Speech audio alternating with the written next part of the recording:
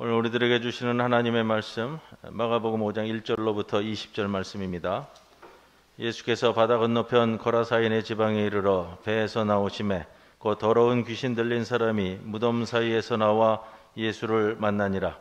그 사람은 무덤 사이에 거처하는데 이제는 아무도 그를 쇠사슬로도 맬 수 없게 되었으니 이는 여러 번 고랑과 쇠사슬에 매었어도 쇠사슬을 끊고 고랑을 깨뜨렸음이로라.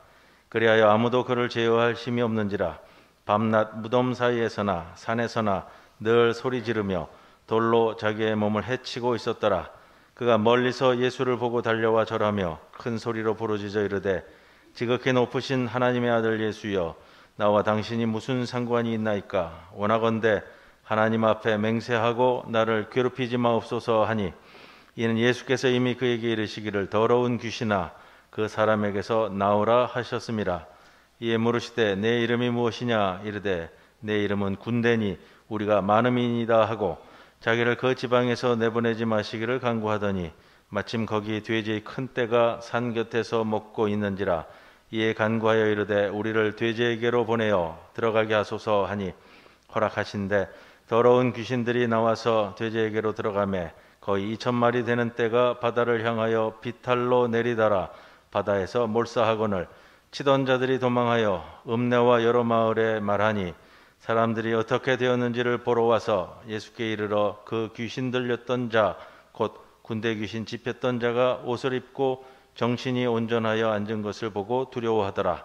이에 귀신 들렸던 자가 당한 것과 돼지의 일을 본 자들이 그들에게 알림해 그들이 예수께 그 지방에서 떠나시기를 간구하더라. 예수께서 배에 오르실 때에 귀신 들렸던 사람이 함께 있기를 간구하였으나 허락하지 아니하시고 그에게 이르시되 집으로 돌아가 주께서 내게 어떻게 큰 일을 행하사 너를 불쌍히 여기신 것을 내 가족에게 알리라 하시니, 그가 가서 예수께서 자기에게 어떻게 큰 일 행하셨는지를 데가볼리에 전파하니 모든 사람이 놀랍게 여기더라. 이 말씀 가운데 성령께서 함께 하시기를 기원합니다. 지난주에 이어서 오늘도 거라사이 더러운 귀신 들린 사람 말씀을 나눕니다. 지난 금요일 한울 우리 장애인 자활센터에서 역사문화탐방 숲체험을 겸해서 가덕도를 갔습니다. 저도 같이 동행을 했습니다. 가덕도에 가서 뭘 봤냐면 어디를 탐방했냐면 일본군 포진지요. 그리고 동굴 포진지도 있더라고요. 그래 들러서 왔는데 흔히 저도 거제도 갈 때 가덕도를 거쳐서 가지만 가덕도에 내려갈 일은 거의 없었던 것 같아요. 그래서 처음 가봤습니다. 표지판 해설과 또 해설사 선생님이 계셔가지고 이제 해설을 해주셨는데, 역사 탐방 가운데서도 이런 탐방을 이제 일본 강점기 때의 역사 어두운 면이잖아요. 다크 투어리즘이라고 하더라고요. 우리 역사의 어두운 면을 되살피면서 좀 일깨우는 면들을 찾아보자라는 건데, 가덕도가요 지금은 뭐 다리로 연결되어 있지만 연결된 지 얼마 안 되죠. 그분도 그렇게 말씀을 하시더라고요. 이 가덕도가 이 전략적으로 군사적으로 굉장히 중요한 지역이라고 이야기를 해요. 그래서 이 가덕도에 뭐 임진왜란 때부터 일본 군들이 들어와서 외성을 쌓은 지역이라고 이야기를 합니다. 그리고 이제 포진지를 이 지역에다 형성을 했는데, 포진지를 언제부터 만들었냐면 1904년도부터 포진지를 만들었다고 그래요. 그래서 해방될 때까지 이 다리도 연결되어 있지 않은 그 섬에 일본군들이 일찌감치 진주를 한 겁니다. 동굴 진지를 가봤어요. 뭐 긴 동굴은 한 170m 이렇게 되는데 몇 개의 동굴 진지가 있습니다. 보면서 참 말문이 막히더라고요. 어떤 거냐면 변변한 기구 없이 뭐 곡괭이로 망치로 동굴 바위를 쳐서 뭐 몇백 미터씩 그렇게 동굴 포진지를 만들어야 했다는 겁니다. 그러면서 이 가덕도 대항이라는 지역인데요, 이 사람들이 그런 생각을 들어요. 이 대항이라는 지역에서 우리나라 사람들이 살면서 일본군들이 일찌감치 그렇게 진주를 했는데 이 사람들이 살아가는데 어떠했을까? 일본군들 말고요. 우리나라 사람들. 그냥 있는 거 아니죠. 그 마을 지역에서 수탈과 위협과 노역과 이들의 심정이 어떠했을까? 한두 해도 아니고 1, 20년도 아니고 수십 년간을 일제강점기 기간 동안, 물론 일제강점기 기간 동안 우리나라가 힘들었습니다. 그렇지만 특히 이렇게 군사 요새 지역에서 이 마을 사람들은 어떻게 살아갈 수 있었을까 하는 마음이 들고요. 그러면서 더 드는 생각이 그 가운데 살아가는 이 마을 사람들이 그 마을 사람들 서로 간의 관계는 어떠했을까? 노역과 수탈, 일제의 앞잡이들, 또 그 반대의 독립적 성격을 가지신 분들, 마을을 그저 지키고자 하는 분들, 내 가정만은 그냥 지키고자 하는 사람들 뒤엉켜서 수십 년을 불신과 반목 속에 살지는 않았을까? 오늘 본문을 대하면서 그런 생각을 해보았습니다. 여러분, 오늘 본문은 이방의 첫 복음을 전하는 사건이잖아요. 그 전에 우리가 함께 나누었던 말씀은 이방으로 선교를 나가는 바다와 바람을 만난 그 배 위에서의 사건을 우리들에게 전해주었고요. 이제 이방 땅의 첫 복음을 전하는 사건인데 초대교회가 이방의 복음을 전하면서 겪어야 했던 이 거라사인의 이야기는 그 지역민들의 삶의 자리를 반영해 주는 사건입니다. 지난주일 우리가 함께 말씀을 나누는 가운데서 제가 꽤 오랫동안 설교를 했더라고요. 지난주일은 거의 40분 분량이 되던데 배경 설명은 제가 지난주일 날 다 드렸습니다. 길르앗 지역, 구약성경에는 길르앗이라고 나오는 지역인데 이스라엘의 원래 두 지파와 또 므낫세 반 지파, 두 지파 반이 차지하고 있던 지역을 일찌감치 잃어버렸고 그 다음에 모압과 암몬에 의해서 차지되었다가 수없이 지역 주인이 바뀐 지역입니다. 그래서 성서시대, 신약시대 바로 전에는 알렉산더 대왕에 의해서 침탈이 되었고 헬라화된 10개의 도시 지역을 이 지역에다가 설치를 하는데 그 지역을 그래서 데가볼리, 데카는 10개라는 뜻이고요. 볼리는 폴리스인데 10개의 도시를 건설한 지역입니다. 그렇게 헬라 사람들이 세운 10개 도시가 지역 이름을 잃어버리고요. 그냥 지역명이 돼버린 그런 지역입니다. 오랫동안 외세의 질고 속에서 길러진 이 지역 사람들의 저항적인 기질, 이것이 오늘 본문의 배경이 된다고 말씀을 드렸고요. 로마의 지배하에서도 무력투쟁의 기회를 엿보고 있었던 것 같습니다. 밤낮 무덤과 산에서 고함을 치고 있었다고 한 것으로 보아 이러한 저항운동은 거라사 전역에 걸쳐 매우 완강히 지속되었을 것으로 여겨집니다. 수적으로 로마 주둔군에 맞먹을 정도였다고 하는 것도 귀신이 스스로를 레기온이라고, 군대라는 뜻이잖아요. 레기온인데 자신들의 그 수요의 많음을 과시하는 표현입니다. 이 지역에 살아남기 위한 과시적 표현이기도 하고요. 오늘 본문 말씀을 통해서는 그런 거죠. 이름을 물어봤을 때 대답을 합니다. 내 이름은 군대니이다. 8절에 나오죠. 9절에 이에 물으시되 내 이름이 무엇이냐 이르되 내 이름은 군대니 우리가 많음님이다. 군대다. 레기온이라는 단어를 쓰는데 이 로마군의 편제상 연대급을 이르는 표현입니다. 그래서 한 6천 명에서 1만 명 정도 되는 연대급을 표현하는데 이 본문을 연구를 하다가 재미있는 표현을 찾았어요. 저도 그렇게 생각을 하고 이런 표현이에요. 이 거라사의 귀신 들린 사람, 거라사 사람들의 일반적인 상태를 표현한다 이렇게 말씀을 드렸는데 내가 연대급이야. 우리 많아. 예수님과의 지금 어떤 표현이에요? 지금 맞서고 있는 상황이잖아요. 본문을 다시 한번 보시면요. 예수님이 배에서 내려서 거라사 땅에 도착을 했습니다. 지난주일 날 말씀 나눈 건데 2절에 무덤 사이에서 나와 예수를 만나니라. 예수의 대적해 섰다. 그 단어 표현을 좀 말씀을 드렸습니다.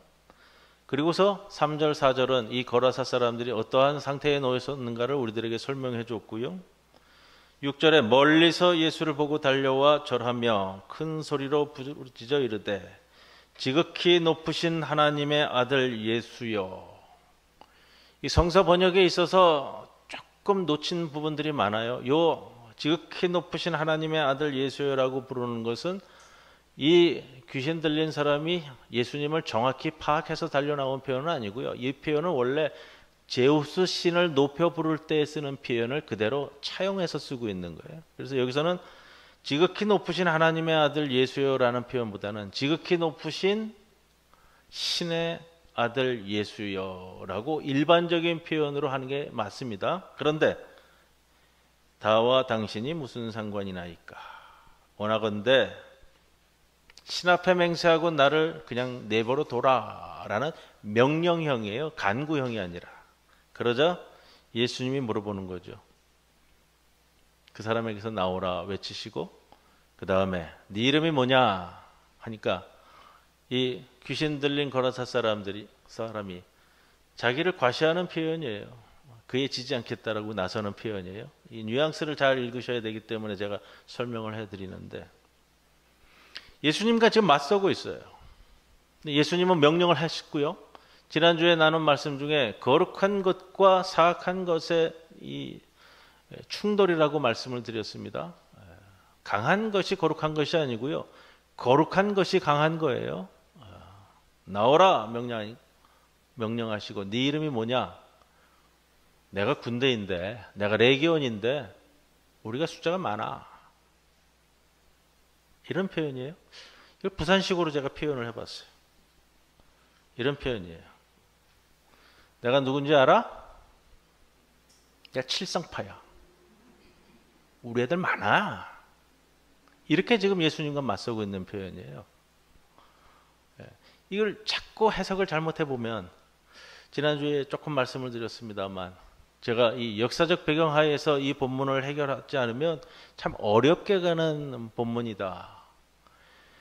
마가복음이 담고 있는 16개의 이적 사건 중에서 가장 많은 구절을 포함하고 있어요. 20절인데 원형적인 모습으로는 마태복음이나 누가복음이 담고 있는 것보다도 가장 많은 구절을 포함하면서 원형에 가까운 이야기로 우리가 이야기하고요. 그렇기 때문에 여러 층으로 만들어진 이야기로 보여지고 그 여러 층이 겹쳐져 있기 때문에 해석에 있어서 참 어려운 사건이 오늘 거라사 광인 사건입니다. 거라사 사람들 물론 지배받는 그들의 입장에서는 그들 자신의 단결된 힘만이 로마를 물리칠 수 있다고 생각할 수밖에 없었을 겁니다. 그래서 그렇게 결집된 집단적인 저항, 만약에 이에 동조하지 않거나 미온적인 사람들이라면 같은 백성들끼리도 같은 국민들끼리도 같은 데가볼리 지역 사람들끼리도 서로 역사의 반동으로 몰아죽이는 내부적인 자체 모순을 드러냈을 것이다 라는 것을 돌로 자신을 상처내었다 라고 하는 것이 그 속사정을 우리들에게 일러주고 있습니다. 민족적인 차원에서 본다면 자위행위나 자해행위나 다름없는 이 발작적인 광기가 그들을 사로잡고 있었다라는 겁니다. 이것이 귀신 들린 의미입니다. 귀신 들렸다. 원어적인 표현을 말씀드렸잖아요. 더러운 영에 사로잡힌 이런 의미인데 예수께서 배에서 내렸을 때 이 귀신 들린 사람이 무덤으로부터 예수께 저항해 나온 것도 2절의 표현이요. 무덤 사이에서 나와 예수를 만나니라. 예수님이 도착하자 먼저 나와서 만나는 장면에서 맞서니라, 적대하니라 라는 뜻으로 쓰인 이 표현도 바로 이런 레기온 귀신의 저항적 기질 때문이었던 셈입니다. 예수를 지극히 높으신 신의 아들이라고 부르면서도 순종하기는커녕 그저 맞서고 있는 레기온 귀신. 신앙적인 표현이라고 할 수는 없습니다. 오히려 그 하나님의 이름으로 예수님에게 명령하며 방해하지 말라고 할 정도였던 겁니다. 나를 괴롭히지 마라. 예수께서 바다를 건널 때에 큰 바람의 폭풍이 일어났다 했습니다. 물결이 배에 부딪혀 들어왔다고 한 것이 어떤 상황을 암시하는지 이러한 대목에서 분명해지는 겁니다. 풍랑이는 바다, 그것은 예수님의 선교가 부딪히며 극복해야 하는 이방 지역의 사회적 상황을 그대로 우리에게 보여줍니다. 그리고 그 풍랑이는 바다를 향해 고요하고 잔잔해지라고 하신 명령은 이방 땅에 귀신 들린 상태를 꾸짖는 질책의 뜻을 포함하고 있는 겁니다. 더러운 영아 그 사람에게서 나오라. 바람과 풍조를 향한 예수님의 꾸짖음이 바로 이런 뜻입니다. 그러나 이러한 예수님의 명령도 거라사 지역 사람들에겐 효과가 없었습니다. 돼지떼 속으로 들어가게 해달라는 귀신의 요구대로 내맡겨둘 수밖에 없었던 사건입니다. 말을 듣지 않았다는 겁니다. 돼지떼는 여러분 이방인 세력을 의미하는 전형적인 표현이에요. 그냥 우리를 그냥 놔둬라. 우리 세력에게로 그냥 들어가 있게. 그냥 내버려 두라라는 겁니다. 13절에 이 돼지떼가 비탈로 내리다라. 비탈로 내리다라 이렇게 되면 뜻이 분명해집니다. 그렇게 그냥 놔두었을 때에 자멸의 길로 가는 것을 표현하는 것이죠. 결국 그들은 반 로마 게릴라 집단에 합세함으로써 2,000마리의 돼지가 바다에 빠져 죽는 것과 같은 자멸의 길에 이르게 되었다라는 것을 보여줍니다. 그리고 나서야 제정신이 들죠. 자기 민족에 대해서도 광기를 가질 정도의 상태로는 또 그러한 신념에 매몰된 그러한 무력 저항으로는 성공할 수 없다는 것을 엄청난 희생을 치른 뒤에야 자각하게 된 겁니다. 예수님의 꾸짖음이 옳았다라는 것을 보여주죠. 그러나 이 일의 전말이 데가볼리 전역에 전해지자 예수님은 더는 이 지역에 머물 수 없게 됩니다. 자기들의 저항운동에 방해가 된다 하여 떠나달라고 요구해 왔기 때문입니다. 결국 귀신을 쫓아내려다 예수님이 쫓겨난 꼴이지만 그러나 떠나는 예수님을 따라 나서는 사람들도 있습니다. 이 사건으로 제정신을 찾은 사람들입니다. 그러나 예수님께서는 따르고자 하는 사람들에게 이 사건의 전파자가 되기를 명령하셨습니다. 예수님께서 해 오셨던 그 일을 남아서 하는 그것이 예수를 따르는 일이라는 겁니다. 동일합니다, 여러분. 이 아시아 지역에 기독교 전파를 위해서 들어왔을 때 바로 오늘 이 거라사 광인과 같은 사건들이 수없이 일어났고요. 우리나라에서도 동일한 모습을 보였지 않습니까? 그러나 바로 이런 남아있는 전파자들에 의해서 거라사 교회가 설립되고 복음이 이방 땅에 전파되었다는 것이 오늘 본문을 통해 마가가 전하는 메시지입니다. 오늘 본문의 중점은 귀신 들린 사람으로 상징되는 거라사 사람들의 역사적인 현실과 그들을 사로잡고 있던 이 레기온 귀신의 정체를 밝히는 데 있습니다. 그리고 돼지떼의 몰살로 그려지는 반로마 게릴라 투쟁의 실패가 그들에게 어떤 각성을 일으켰는가를 분명히 파악할 때 우리는 이 이방 땅에서 전해진 복음의 내용을 우리 현실에서도 의미 있는 메시지로 받아들일 수 있는 겁니다. 그 어떤 세력에 저항하여 집단적인 힘을 과시할 때에 우리도 많다. 나도 군대야. 이런 식의 레기온 귀신이 더러운 영으로 우리를 사로잡고 있는 것은 아닌지 두려운 마음으로 자주 되살펴볼 필요가 있습니다. 내가 누군지 알아? 여기에 매몰된 삶을 사시는 것은 아닌지 살펴보아야 한다는 겁니다. 어느 영화의 한 대목인데요. 그 영화가 나온 지 수십 년이 됐는데도 요즘도 많이 패러디되고요. 많이 쓰이는 이런 대목이 있어요. 그 고향 영화 배우의 고향이 여기 송도더라고요. 여러분들 한마디 들으시면 다 아실 거예요. 너희 아버지 뭐 하시노?